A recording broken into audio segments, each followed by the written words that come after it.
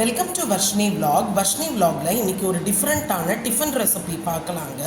அது வந்து செட் தோசை வடகறி. அதுக்கு வந்து நான் செட் தோசைக்கு மாவு அரைக்கிறது எப்படின்னு சொல்கிறேங்க. நான் வந்து 250 கிராம்ஸ் மெஷரிங் கப் எடுத்திருக்கேங்க. இதில் 3 கிளாஸ் இட்லி அரிசிக்கு 1 கிளாஸ் உளுந்து எடுத்து போட்டு வச்சுருக்கேங்க. வெந்தயம் ரொம்ப கொஞ்சமாக ஒரு கால் டீஸ்பூனுக்கும் கம்மியாக எடுத்திருக்கேங்க.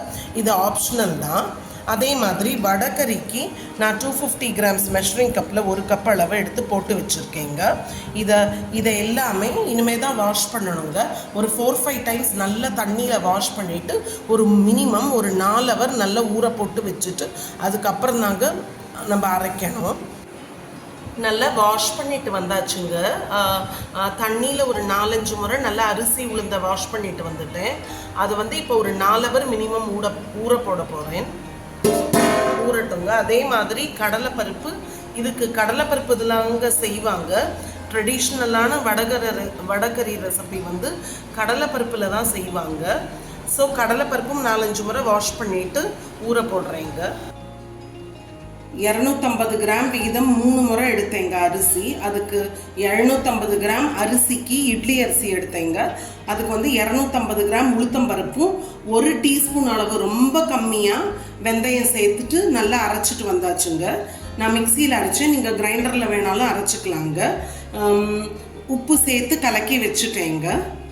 ஃபஸ்ட்டு நம்ம சைட் டிஷ்ஷான அந்த வடகறி செஞ்சிடலாங்க. வடகறி செய்யறதுக்கு நான் ஒரு கடாய் எடுத்துட்டு இது வந்து பக்கோடா பண்ண அதே எண்ணெய்ங்க, டேஸ்ட்டு நல்லா வரும், அதுக்கு தான் அதை எடுத்துருக்கேன். நான் ஆனியன் பக்கோடா பண்ணேன் அந்த எண்ணெய்ங்க.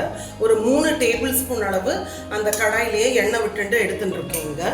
அதுக்கப்புறம் வடகறிக்கு வந்து கடலைப்பருப்பு 250 கிராம் ஊற போட்டது நான் காமிச்சேன் மத்தியானம் செட் தோசைக்கு நினைக்கும் போதே. அது வந்து குக்கரில் ஒரு 5-6 விசில் வச்சுட்டு நல்லா வெந்து எடுத்துன்னு வந்தாச்சுங்க. நான் ஒன்று எடுத்து காமிக்கிறேன். நல்லா வெந்துடுத்து பாருங்கள். நல்லா வெந்துடுது. ஸோ இந்த மாதிரி கன்சிஸ்டன்சியில் பருப்பு இருக்கணுங்க. நல்லா 5-6 விசிலுக்கு வெந்து எடுத்துட்டேன் கடலைப்பருப்பு. பார்க்க தான் முழிச்சுன்னு இருக்கும். நல்லா வெந்து வந்துருச்சு. நான் அமுக்கி காமிச்சிட்டேங்க. நெக்ஸ்ட்டு இந்த ஒரு 3 டேபிள் ஸ்பூன் அளவு இங்கே கடலெண்ணெய் தாங்க எடுத்திருக்கேன். அதில் சூடு ஏறி எடுத்துங்க. ஃபஸ்ட்டு கடுகு போட்டுக்கலாம். நான் சோம்பும் ஜீரகமும் மிக்ஸ் கொஞ்சம் அப்படி பண்ணி வச்சுருக்கேன் ஆல்ரெடி. ஸோ அந்த மிக்ஸ் வந்து ஒரு டேபிள் ஸ்பூன் அளவு போட்டுருக்கேங்க. டேஸ்ட்டு நல்லா வரும். அதுக்கு தான் எல்லா ஸ்பைசஸ், அந்த பிரியாணி தாளிப்பு பேக்கெட் கிடைக்கும்ல, அது எல்லாமே பிரியாணி இலை, கிராம்பு, பட்டை, லவங்கம் எல்லாமே அந்த ஒரு பேக்கெட் 5 ரூபா பேக்கெட் அளவு இல்லை எல்லாமே போட்டுருங்க. கொஞ்சம் வந்தாச்சுங்க. இப்போ ஒரு 40 சின்ன வெங்காயம் இங்கே வந்து தோல் உரித்து வாஷ் பண்ணி எடுத்து வச்சுருக்கேங்க.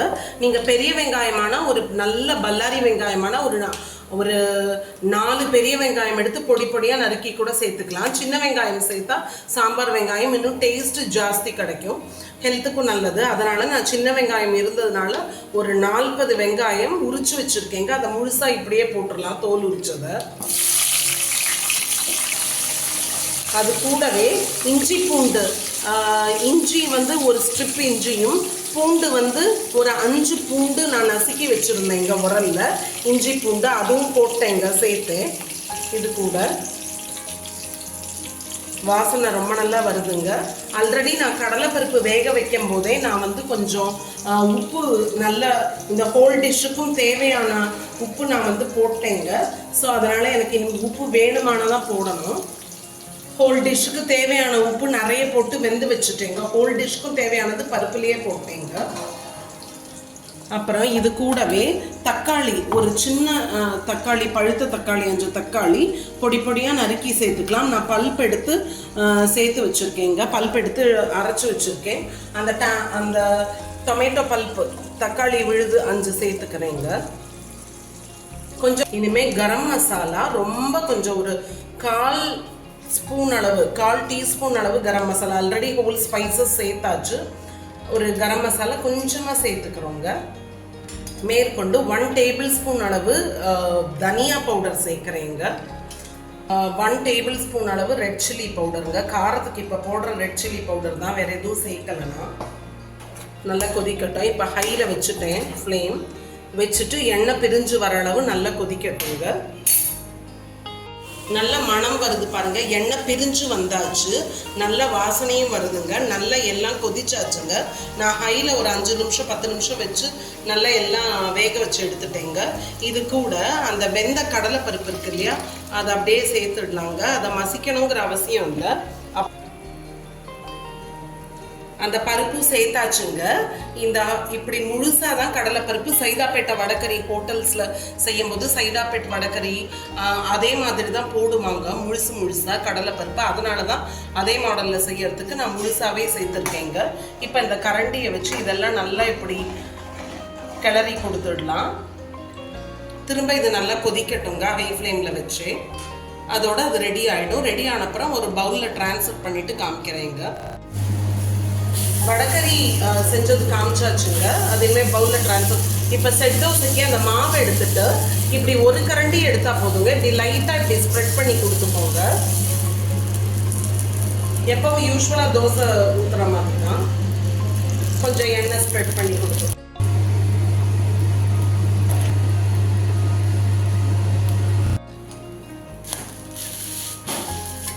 இன்னும் ஒரு 2 நிமிஷம் கூட வேகட்டுங்க.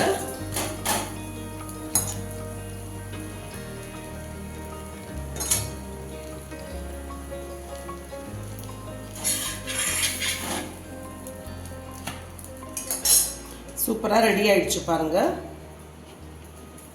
செட்டுனாலே ரெண்டு தோசை இல்லையா, அதனால தான் நான் அப்படி காமிக்கிறேங்க.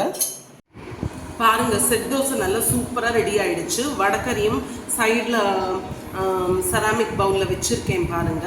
சூப்பராக ரெடி ஆயிடுச்சு பாருங்க. இது நான் இப்படி எடுத்து காமிக்கிறேன். நல்லா மேலே நல்லா சாஃப்டாக நல்லா வெந்து வந்திருக்கு. பின்பக்கமும் நல்லா ரோஸ்ட் ஆகி நல்லா வந்திருக்குங்க. இது ஸ்கூல் லஞ்ச் பாக்ஸுக்கு, அப்புறம் நம்ம இப்போ ட்ரெயின்லலாம் ட்ராவல் பண்ணுறோன்னா ட்ராவலுக்கு கூட இந்த மாதிரிலாம் எடுத்துகிட்டு போகலாங்க. ஒன்றுமே செய்யாது, நல்லா இருக்கும். 5-6 ஹவர்ஸுக்கு நல்லா வந்திருக்கு பாருங்கள். நல்லா வெந்து நல்லா கிறிஸ்பாகவும் வந்திருக்கு. நல்ல ஸ்டொமக் ஃபில்லிங்காகவும் இருக்கும். ஒரு 4 தோசை சாப்பிட்டாலே நல்ல ஸ்டொமக் ஃபில்லிங்காக இருக்கும். ஸோ இதே மெத்தடில் செஞ்சு பாருங்கள். செஞ்சு பார்த்துட்டு பிடிச்சிருந்ததானா வர்ஷினி vlogக்கு லைக் பண்ணுங்கள், ஷேர் பண்ணுங்கள், நிறைய ஷேர் பண்ணுங்கள் ஃப்ரெண்ட்ஸ், ரிலேட்டிவ்ஸ், நெய்பர்ஸோட. கண்டிப்பாக கமெண்ட் பண்ணுங்கள் கமெண்ட் பாக்ஸில். சப்ஸ்கிரைப் பண்ணி வச்சுக்கோங்க. கண்டிப்பாக பெல் ஐக்கனையும் ப்ரெஸ் பண்ணிடுங்க. ரொம்ப நன்றிங்க வீடியோ பார்க்குறதுக்கு. வேறொரு இன்ட்ரெஸ்டிங்கான குக்கிங் வீடியோ ரெசிபியில் சந்திப்போங்க. தேங்க்யூ, பாய்.